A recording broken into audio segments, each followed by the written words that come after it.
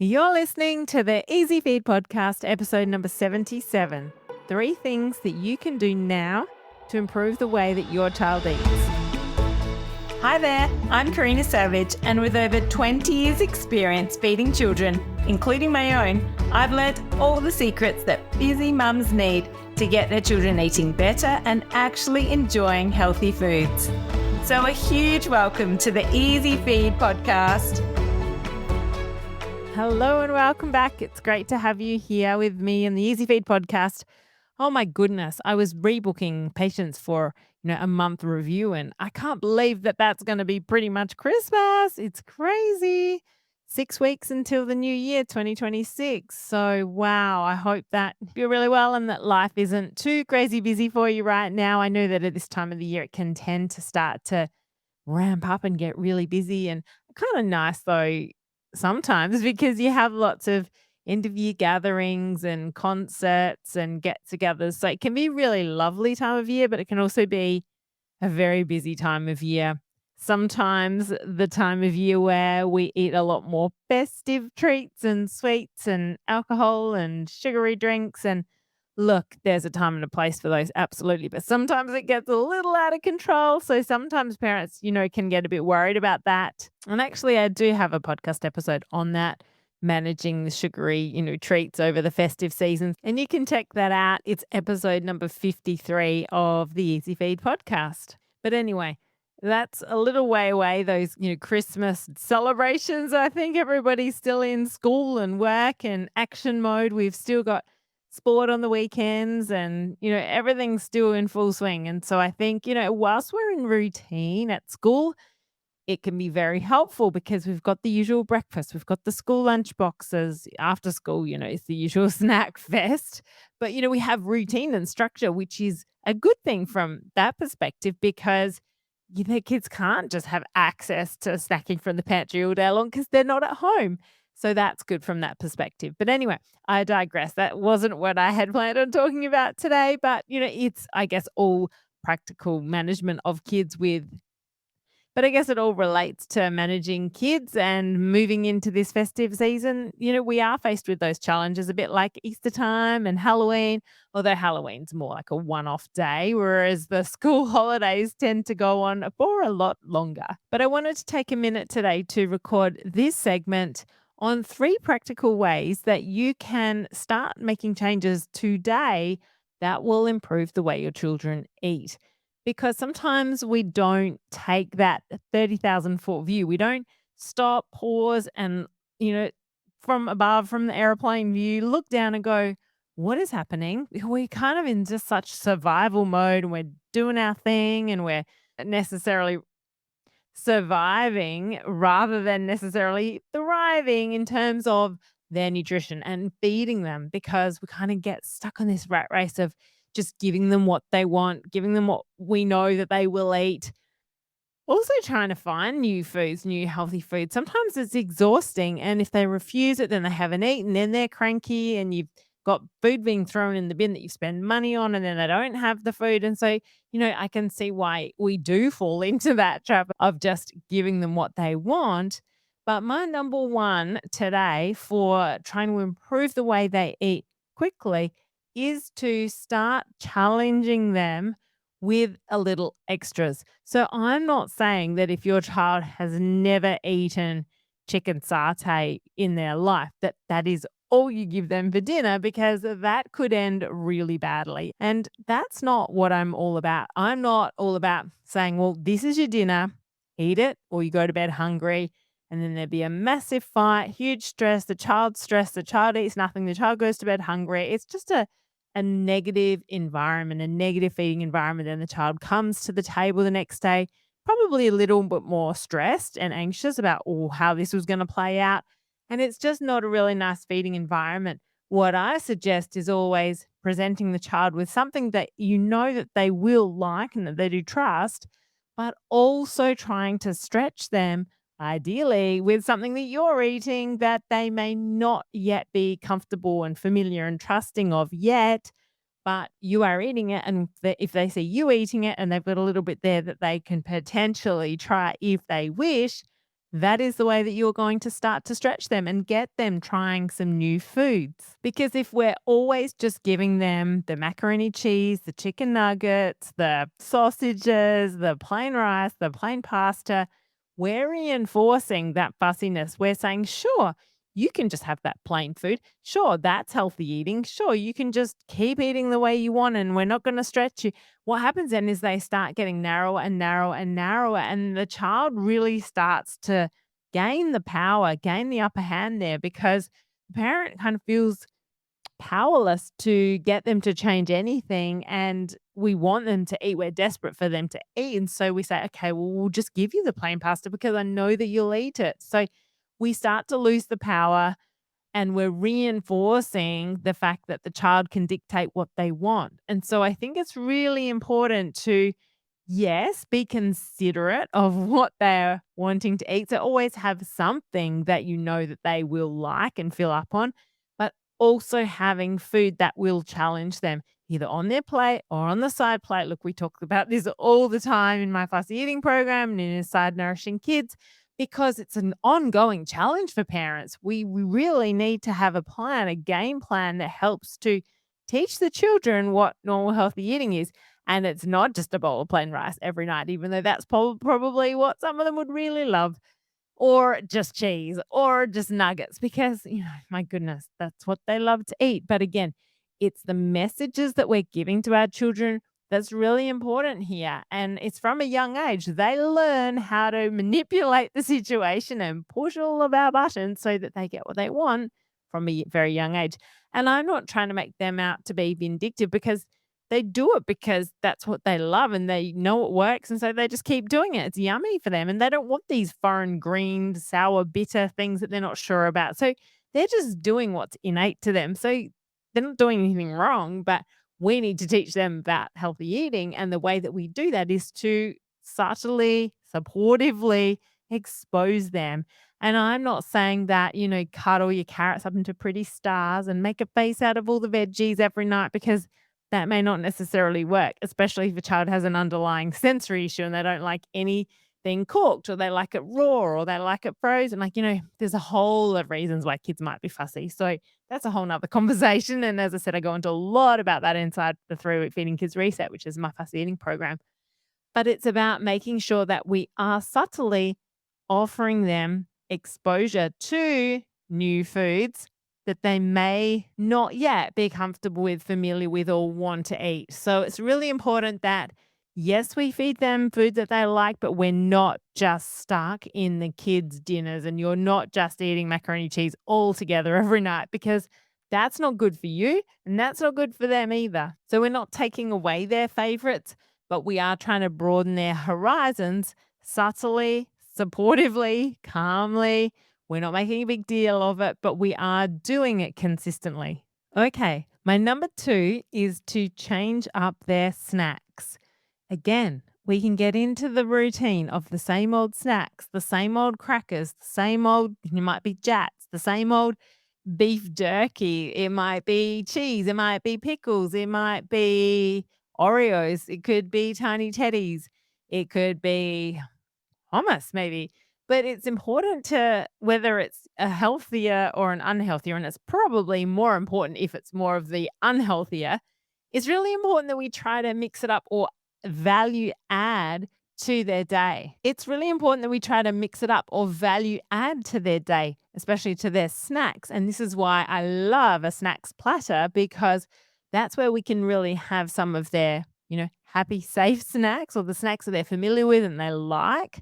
And then we can also have those extra new snacks, foods that they may not yet want to eat or choose to eat, but you could just put 1 or 2 on the side. Then you may walk across the room and, walk past the platter and grab one and eat it and off you go. So it's showing them that you want that and you're enjoying it, but you're not making a big deal out of it. You're not going, oh, I'm going to pick up this yummy cashew and eat it. And gee, it's so yummy. So crunchy. Wouldn't even talk about it. But they see you picking up that cashew. They see you putting it in your mouth. They see you crunching and enjoying it.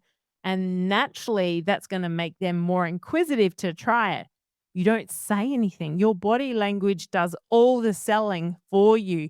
you don't need to say a word. And that's really important because as soon as we try and oversell a food, everything backfires. We do need to be careful of what we can call the snack creep. And I've certainly seen this in my son sometimes, especially if he's home, maybe it's school holidays, and he'll just go to the cupboard every hour, back to the cupboard, back to the cupboard. And it's always something that's white, crunchy, usually processed. And it's just a fast hit. It's a fast sugar usually, and it's just a hit. Even if it's, white crackers, it's still a hit. And they're getting a bit of a hit of, carbohydrate, sugar, salt, but it's not lasting long in their bloodstream. It's not giving them fiber. It's not giving them much nutrition at all. And so then they're hungry again half an hour later, an hour later. Usually it's even half an hour with the way that the glycemic index works. And then they're back at the pantry for another hit. And so this snack creep can be, it sounds like a person, but snacks that creep in, creep in, creep in, and it becomes basically a whole snack day.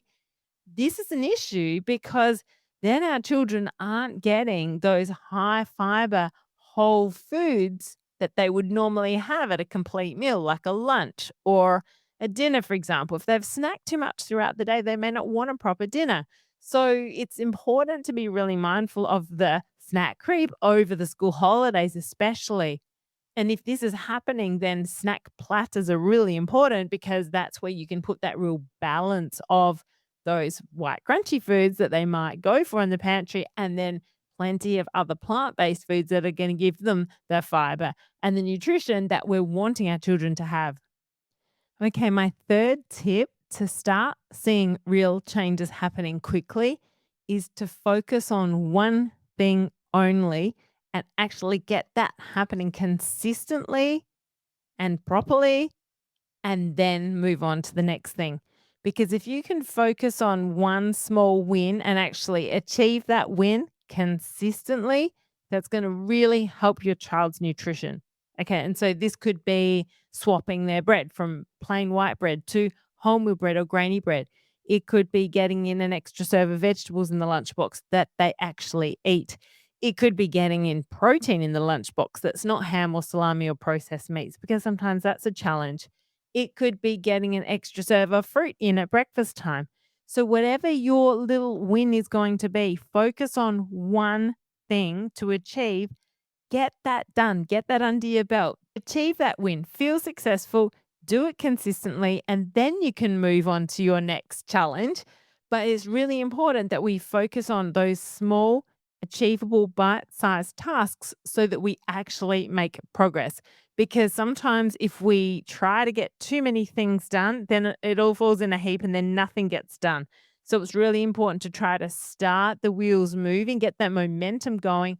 One small win will lead to another small win, but we've got to start somewhere. So even if you've got the busiest days right now, there's no excuse. You can still make time to throw two strawberries next to breakfast, or to chop up one tiny bit of cucumber and put it in the lunchbox, or grab an olive and put it in the lunchbox, or maybe at the supermarket, just grab a different bread. These things don't take a whole lot of time, but if you can just do one simple change consistently that improves their nutrition, it will make a big difference to them over the weeks and the months and the years. It doesn't seem like much, but it all adds up. It's just like putting, 10 cents into a jar every day. And, it doesn't seem like much at the time, but after the days and the weeks and the months and the years pass by, that compounded accumulation of cash makes a big difference. And that's the same here with food. Okay, I've got one more for you. It's a bonus one. I always like to give a bit extra. So I've got a bonus one for you. And my fourth tip, and that is to stop talking about food or how your child eats in front of them. So what I'm trying to say is, if you've got a fussy eater or you're not happy with the way your child eats, do not talk about them in front of them to your friend or to your husband or to your parents or to anyone else, because if they hear you talking about them and the way they eat in front of them, so you're talking about them in front of them, that can really trigger a whole lot of emotions for them that we don't even know is happening. And what we can also do is create a story in their mind. Now, our external words can become their internal words. And so, for example, if you do have a fussy eater, and I go into a lot more detail about this in my fussy eating program, the 3 week Feeding Kids Reset. And if you are talking about them, then it's reinforcing that story of them being fussy in their mind.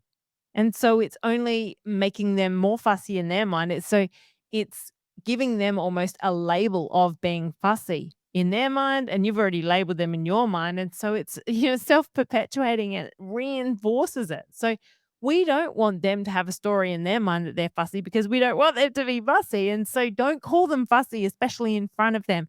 This happens all the time with parents. And look, it's not your fault because you didn't know that you shouldn't do this, but it's not a good thing to talk about how your child eats in front of them because it does reinforce the story and it does reinforce the current problem that you're facing if you're not happy with the way your child is eating.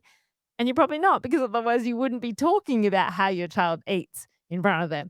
We want to build our children's confidence with food. We want them to feel that they are healthy, confident eaters. We want them to love food and have a really positive relationship with food. And so we really need to be careful about the energy and the environment that we're creating for our children around food.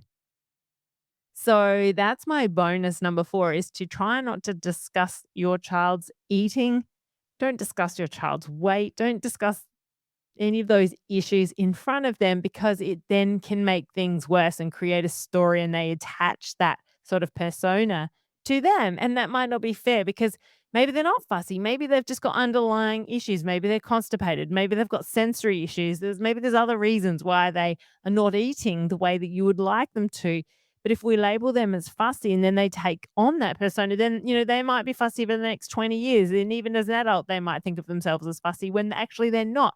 But we've given them that label right back, when you were talking to your friend about how they eat. So just be mindful of that, because they're so moldable.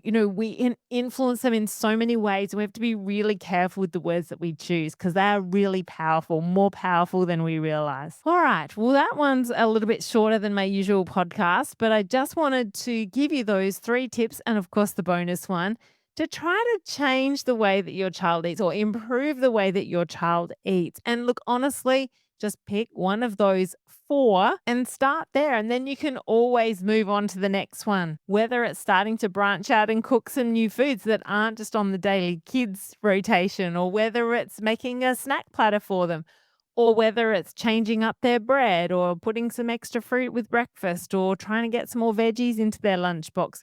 Remember, just focusing on one small change done consistently, that's where you're starting to get the real progress happening. We'll put some links to helpful resources in the show notes, and that would be my fussy eating program, the 3-week Feeding Kids Reset, my healthy snack supermarket guide, which is a great option for those parents wanting to know exactly which supermarket snacks to give their kids that are additive free, that are lower in salt, that are lower in sugar. So that's a great one. And I'll also put the link to my Healthy Kids Snacks and Lunchbox Planner, because that one just takes the decision making out of lunchboxes and makes lunchbox prep so much easier. So thanks for being here. Thanks for listening. I hope that's been a nice, short, sharp and shiny, but useful episode for you. I wish you a beautiful week, and I can't wait to chat with you next time. Bye for now.